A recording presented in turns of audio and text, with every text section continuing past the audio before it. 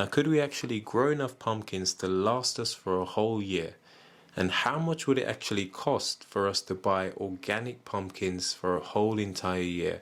Now, hopefully by the end of this video, you'll have a better idea on how much it will cost and whether or not it is very beneficial to actually grow your own pumpkins at home.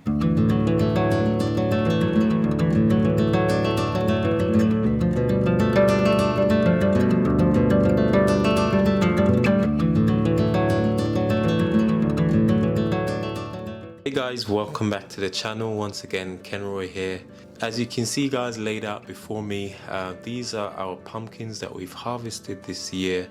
Now we do have a couple smaller ones which are still left on the vine, maybe another 4 kilos give or take, and we're just waiting for those to fully mature as they came on pretty late on the vines, so we decided to just leave them. It's been pretty warm here in October, and you know, we're making the most of the warmer than normal weather. Now I thought I'd do something a bit different this year because I don't typically weigh my pumpkins to see how much we've managed to grow. Now you can imagine these were all grown in our garden at home. We haven't got a huge amount of space, as you guys have seen if you've watched our videos for any period of time, and this just goes to show what you can actually achieve you know, if you put your mind to it and just have a little vision. So this video basically goes to inspire and to show you guys that you can do a lot in even a small space. Now the variety that I've grown this year is the Crown Prince, but we've also grown something new this year, which is a green skin variety. Now don't ask me the name because sadly I don't actually know the name of this pumpkin. So this is the green skin variety which I found in the supermarket earlier on in the year. I got a couple of the seeds and voila, this is what we ended up with. Now it is different compared with the Crown Prince. Now over the years I've had a lot of success growing this Crown Prince variety.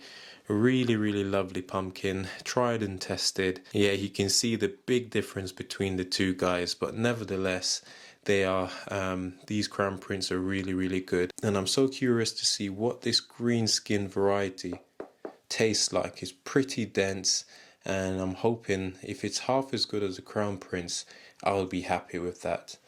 Now I will be saving the seeds, of course, as I always do, putting some on our Etsy store, so if you do want to grow some of this, before you know it, spring will be back and it'll be a great time to give these a go. Now one thing I've noticed is that sometimes the pumpkins can sort of get cross-pollinated, and I'm not sure if that's what's happened this year because our Crown Prince varieties do look a bit greener than normal, which is something I've noticed. But nevertheless, they are looking really healthy. They are very dense, and whether they've been cross-pollinated or not, as long as they taste good, guys, we're not going to complain.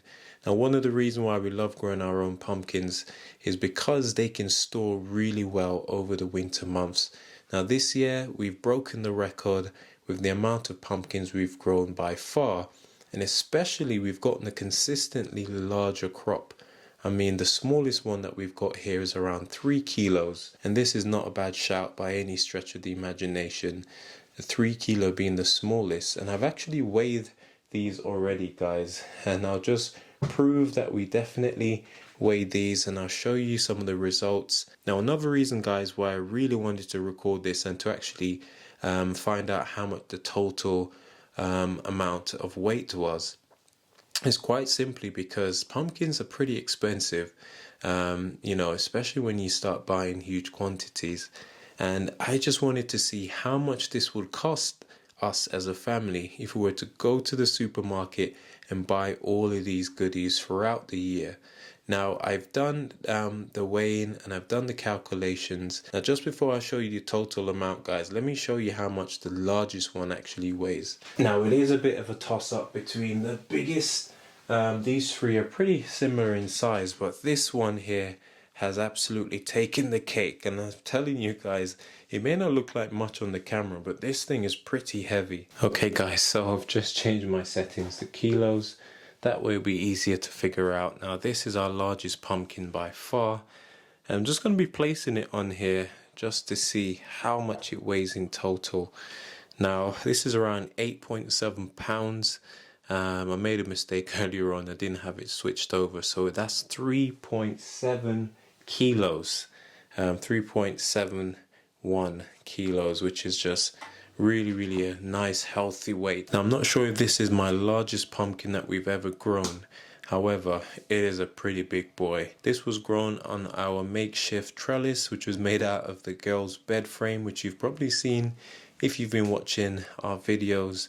And yeah, overall guys, I'm just so happy with the way these pumpkins have turned out. Now here's hoping that these pumpkins will store really well. Been making space in the garage where these pumpkins hopefully will live on a shelf. Now in order to keep your pumpkins over winter, you've got to keep them in a cool, dry place.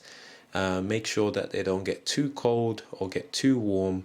The temperature's just got to be just right, and that way they'll just last. And what I would recommend is to actually leave the stems in the pumpkins. Okay, so do not break out the stems if you're planning on storing these, because this, they'll start to decompose and rot from the stem. So it's always the best idea to just leave some of the stem. You can see that this one's already started to shrivel up, but that's fine as long as you haven't broken the seal around the neck.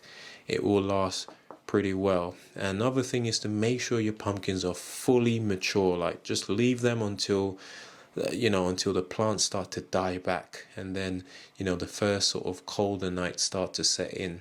Then you can harvest them, get them cleaned up and put them away for storage. And that's exactly what I've done.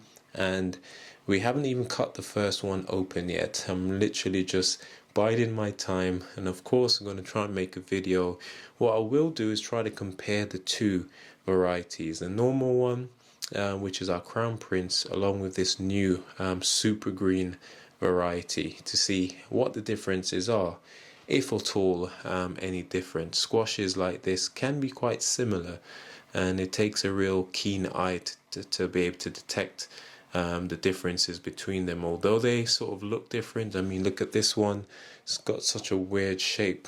We had two from the same plant, and for some reason they both turned out roundish, which was pretty strange. This is by far the roundest pumpkin I've ever harvested. This one's a bit wonky, but similarly quite round. So yeah, that's about it guys, our pumpkin harvest. Now I did mention guys, also I wanted to see how much it would cost to buy all of these pumpkins from the supermarket. Normally these are sold in the green grocery stores. Now how much do you think it will cost to actually buy all of these pumpkins to supply our family for a year? Now guys, I kind of found it difficult to try and find how much it will cost to actually buy these pumpkins per kilo, because most supermarkets where we live sell pumpkins, but they sell really tiny ones at around £2 to £3 each. Now after doing a bit of Google search, using some AI, because why not, I managed to sort of narrow it down to a price range here in the UK, and the range at the lower end is £4.29 per kilo, all the way up to around £6 per kilo. Now if you bear that in mind, that £4.29 is probably for the less organically grown pumpkins, and up at the topper end is your higher quality organic stuff. I figured I'd probably go closer to the £6 mark, as these are 100% organic, no pesticides. They've been grown organically, and yeah, literally just compost and some horse manure, and that's it. And so if we were to say £6 per kilo for these pumpkins, I've done the quick maths guys, and this is how much we would pay for this entire haul. So the total that we've got is 21.2 kilos. Now I know there's a couple extra kilos still outside to be harvested, so we'll just keep it at this for now. 21.2 kilos times 6 should give us around 127.2. So let's call it £127 to buy all of this pumpkin. Now, it's just absolutely crazy when you think about it like that, but it just goes to show this is just one of our harvests for the year, our pumpkins, our squash, and it would cost around £127. Let's call it an even £130 to buy all of this pumpkin. Now you're probably thinking nobody buys this much pumpkin, and yeah, you're right, it might be a bit strange to go to the shop and actually buy all of this. However, when you think about it, if you were to buy produce throughout the year, maybe you'd buy less than this. However, the fact that you can grow your own organic produce means that you don't have to buy any from the shop. Now there's some great ways of storing this. You can actually cut it into pieces and freeze it. You can also make it into soups and other dishes and then freeze that. And of course you can do the method that I often use, which is to literally keep them whole in somewhere that is cool and dry if you've got the storage, and then you use them accordingly. And that's exactly what we're going to do, guys. And that way you start getting a lot of those vitamins and minerals which you normally don't get, because who's got £127 to spend buying pumpkins, guys? So I definitely recommend giving this a go. This year we set ourselves a challenge.